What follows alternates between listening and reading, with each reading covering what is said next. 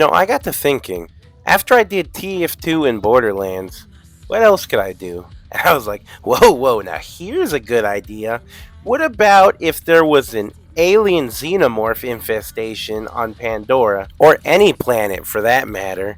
What if every single planet had a xenomorph infestation? Like, just put one xenomorph on every planet in Borderlands that you go to. Borderlands 3 probably, because that's where you see the most planets. Can you imagine? Hold on, just imagine for a second. You walk outside. It's a bright and shiny day. You don't see any psychos running at you with buzz axes, and then all of a sudden there's a xenomorph rack hive, and it just squishes you.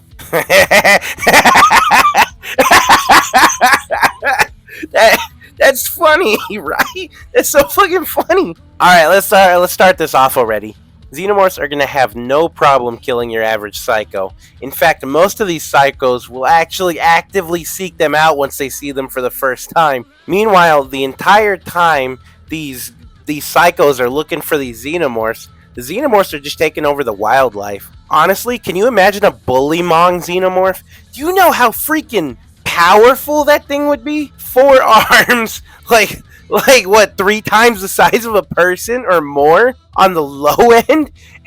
They're just gonna beat the shit out of everybody. Now, let me give credit where credit is due. Borderlands does have a lot of corrosive weapons, so it's fairly common to see acid, which means xenomorph acid blood really won't make a difference. Anybody with an energy shield will probably take 1 or 2 splashes before they actually get injured. Any of the Vault Hunters will be able to take them down pretty easily. Any of the Bandit Chiefs would probably be able to take them down pretty easily. But Xenomorphs are smart with how they use their acid, and they will go out of their way to destroy pieces of technology that are useful to people. Now, they might have a little bit of competition in the Skags, because unlike the Bullymongs, as far as I've seen, Skags do get different elemental types. There are acid Skags, there are electric Skags. I think there's a fire Skag.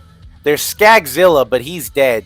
But if it can happen once, then there's probably another Skag out there that's just as big. Normal Skags will die. Don't worry about that. Normal Skags have no way to get around a Xenomorph. But a Skag made with acid will probably be able to resist it. I don't know if acid in Borderlands is any stronger than Xenomorph acid. Definitely electric. Does electricity work on creatures that use electric impulses for senses? Because it was in the novelization of one of the Aliens movies. Somebody was hypothesizing that xenomorphs see with electric impulses. It's never stated how they actually see because nobody gets to study a xenomorph for that long, but that's the only piece of evidence we ever see to suggest a form of sight for them. I don't know, maybe I'm dumb and I missed something. I haven't watched the Alien movies in a pretty long while, but if it does work like that with electricity, then Maliwan's gonna be making a lot of money with their electric weapons. I think in Borderlands 3, I got an electric sniper that created orbs of electricity that shocked enemies. I think having orbs of electricity in the air would just destroy a xenomorph's sight. They just go crazy looking around. Why are there so many people? Of course, if they get a xenomorph from like a electric skag, they might actually be able to resist electricity, which would be bad for everybody. Or just that one would be able to resist electricity, and any it passes down through its genes. So it would still work for most xenomorphs, just probably not that one. And as these xenomorphs just start breeding up them psychos, you don't want to know what's gonna happen? They're gonna get new forms like a Goliath xenomorph. Imagine you fucking headshot that xenomorph, he pops, acid sprays on everybody, and then he goes back to charging at you with his skull exposed. That would be the scariest shit ever. Energy shields really are going to do a lot of the heavy lifting. I think they're going to be passed around a lot more. People are going to be seeking them because acid is going to be so prevalent if the xenomorphs come in. And this might sound stupid, but I think there'll be a bunch of psychos that just start worshipping xenomorphs and their ability to evolve.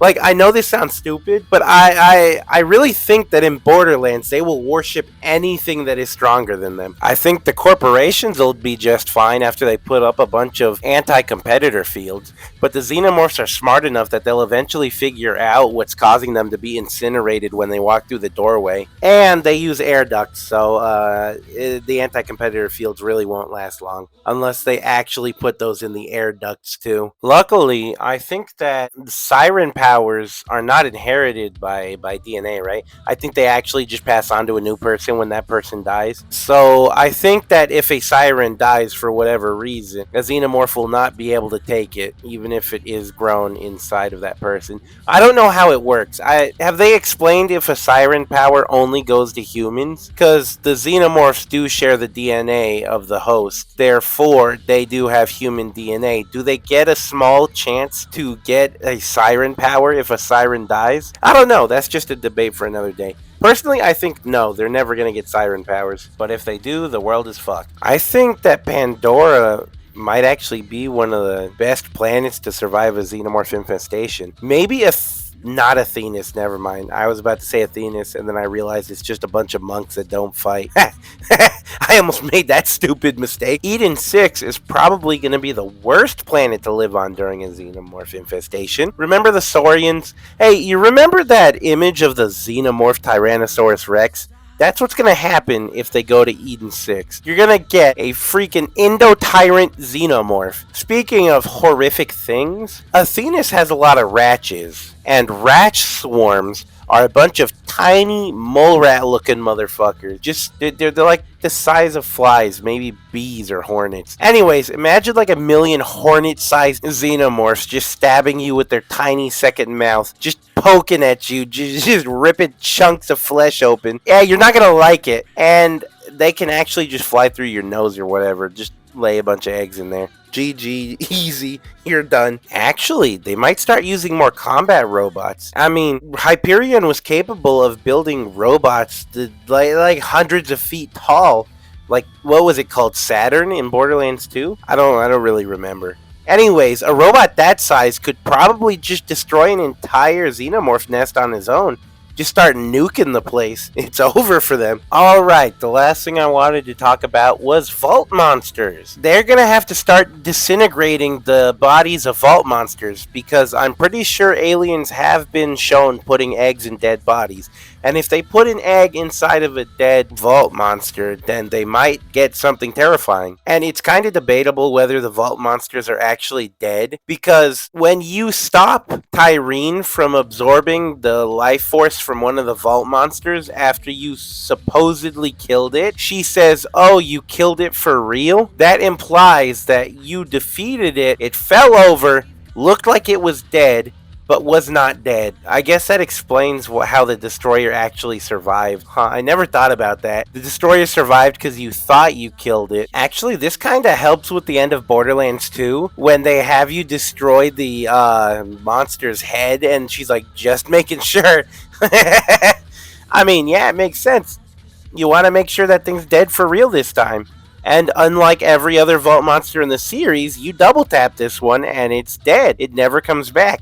However, the destroyer does come back because apparently you only killed a small portion of it. So that laser that Handsome Jack got, that was like, what, 1%? That was 1% of his power. Ultimately, how I think the Xenomorphs are going to fall is not because of lack of resources, but because there are so many different kinds of weapons to contend with, and the higher end scaling of vault monsters and vault hunters and sirens and even the higher end bandits are just gonna destroy entire swaths of xenomorphs in their path. There's nothing they can do. Like, really, there's actually nothing they can do. Hell, Tyreen can just walk in there and start absorbing their life. I mean, we got soldiers from Maliwan that can teleport, and they got all kinds of shields and elemental weapons. Atlas has auto-tracking bullets. What is a xenomorph gonna do if it can't dodge? I mean, they're done. Torg's got all the explosives, which might actually just end up getting more people killed with the acid blood, to be honest. But it will kill the xenomorphs, and that's something I can be sure of. Jacobs has weapons that can just bounce from one target to another.